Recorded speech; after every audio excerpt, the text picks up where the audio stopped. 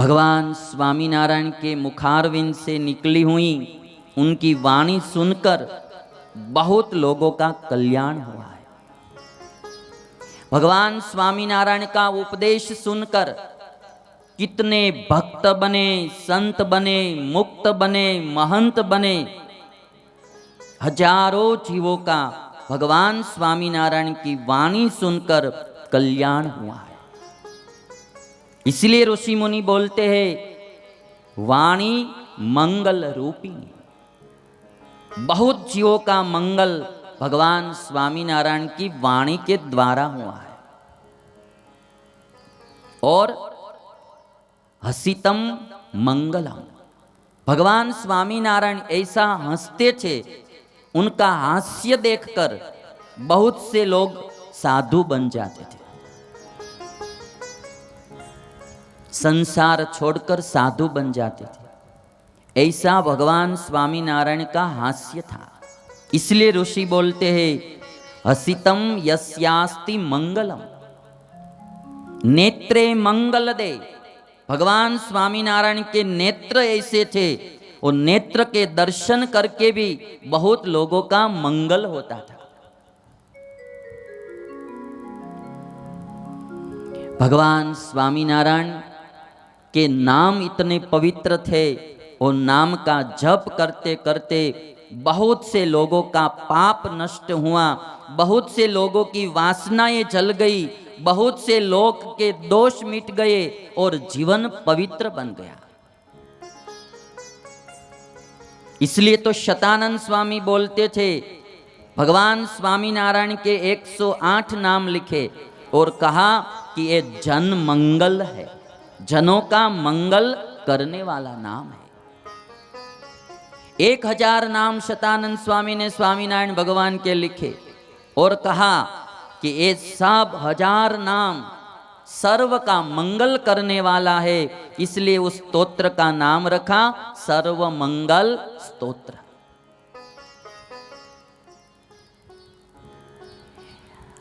इस दुनिया में हम किसी को थोड़ी कुछ मदद करते हैं, एक जन्म के लिए होती है। भगवान स्वामीनारायण ने ऐसा काम किया कि जन्म मरण ही न हो, दोबारा जन्म ही न लेना पड़े। शरीर गिरता है, जब हमारा शरीर नाश होता है तो आत्मा सीधी परमात्मा के धाम में चली जाए, ऐसा शुद्ध ज्ञान स्वामीनारायण भगवान ने दिया। नेत्र मंगलकारी, हंसना मंगलकारी, वाणी मंगलकारी, दौर विलसितम। भगवान स्वामीनारायण के हाथों के लटके ऐसे थे, वो देख देख कर कितने लोगों को समाधि हो जाती थी, वो भी मंगलकारी। दौर विलसितम नृणाम परम मंगलम। और शतानंद स्वामी बोले वक्त्रम मंगल कृत्य पाद चलितम। भगवान स्वामीनारायण का मुखारविंद भी मंगलकारी था, और भगवान स्वामीनारायण का चलना भी मंगलकारी था। ऐसी चाल चलते थे स्वामीनारायण भगवान, वो देखकर भी सबको निश्चय हो जाता था कि ये मनुष्य नहीं, ये भगवान है। हमारे राजस्थान के लाडूदान गढ़वी आए थे परीक्षा करने के लिए कि लोग स्वामीनारायण भगवान को भगवान बोलते हैं, मैं इसे नहीं मानता हूँ, मैं जाकर परीक्षा करूँगा। राजस्थान के खान गांव से आए लाडूदान गढ़वी, और जब स्वामीनारायण भगवान की चेष्टा देखी और वही पिघल गए, दीक्षा ले ली, साधु बन गए, और उनका नाम रखा गया ब्रह्मानंद स्वामी। गढ़पुर में नीम वृक्ष के नीचे भगवान बैठे थे, और एक ही बार दर्शन करने से लाडूदान गढ़वी को निश्चय हो गया कि ये कोई मनुष्य नहीं, ये भगवान है।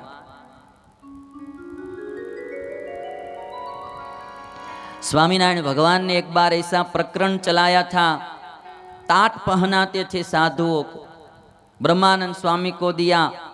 बाद में भगवान स्वामीनारायण ब्रह्मानंद स्वामी से पूछते हैं कि स्वामी ये ताट पहनने में अच्छा लगता है? कोथड़ा,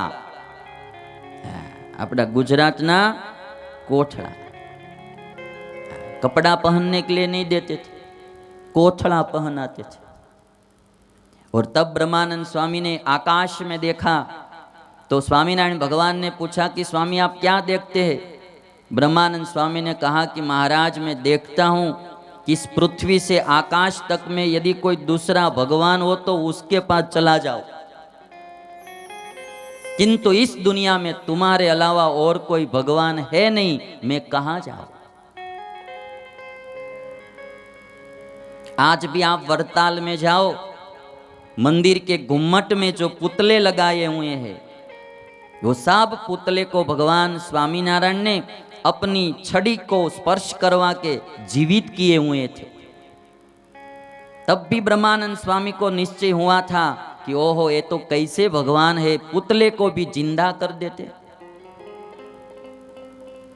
आज शतानंद स्वामी बोलते हैं आपका मुखारविंद मंगलकारी, आपका चलना मंगलकारी, आपका सब कुछ मंगलकारी, यस्याखिलम मंगलम, और सोयम मंगल मूर्ति राशु जगतो नित्यम क्रियान मंगलम।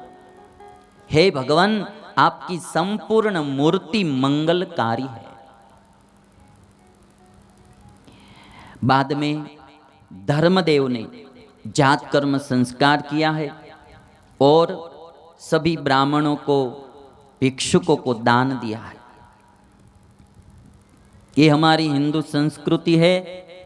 जब पुत्र का जन्म होता है तो जन्म के बाद जो तुरंत किया जाने वाला संस्कार है उसको बोलते हैं जात कर्म संस्कार। और जब कभी पुत्र का या पुत्री का जन्म होता है तो बाद में खुशी में दान दिया जाता है। धर्मदेव ने भी आज दान दिया है। बाद में रसना परिमार्जन संस्कार किया है। हमारी हिंदू संस्कृति में 16 संस्कार आते हैं और ये संस्कार करने से जीवात्मा शुद्ध होता है। बाद में सुमेधा जनन संस्कार किया है।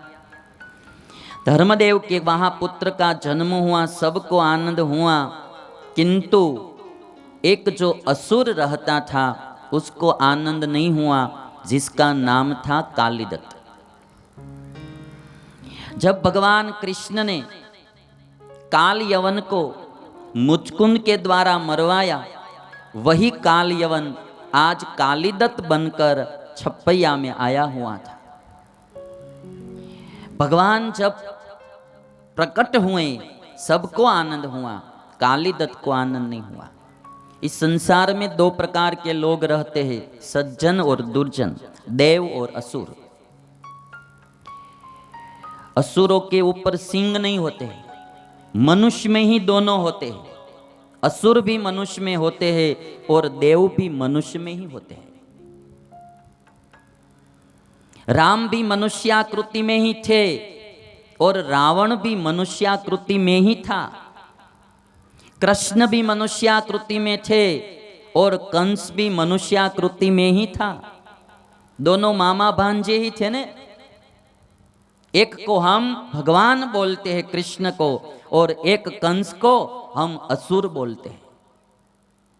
राम को भगवान कहते हैं, राम की हम भगवान मानकर पूजा करते, और आज दिन तक हिंदुस्तान में किसी ने भी अपने लड़के का नाम रावण नहीं रखा। वो तो ब्राह्मण था, भगवान राम तो क्षत्रिय थे, फिर भी भगवान राम के कर्म से, उनके जीवन से वो भगवान बने, और ये जो था रावण वो असुर था। मनुष्य में ही 2 प्रकार के लोग होते हैं। अच्छा काम करते हैं, पुण्य का, परोपकार का काम करते हैं, और किसी का अच्छा देखकर खुश होते हैं। ये सज्जनों का, देवों का लक्षण है। और स्वयं भी बुरा काम करता है, बुरा विचार करता है, और किसी का अच्छा होता है तो भी ये जलता रहता है। ये असुर का, दुर्जन का लक्षण है।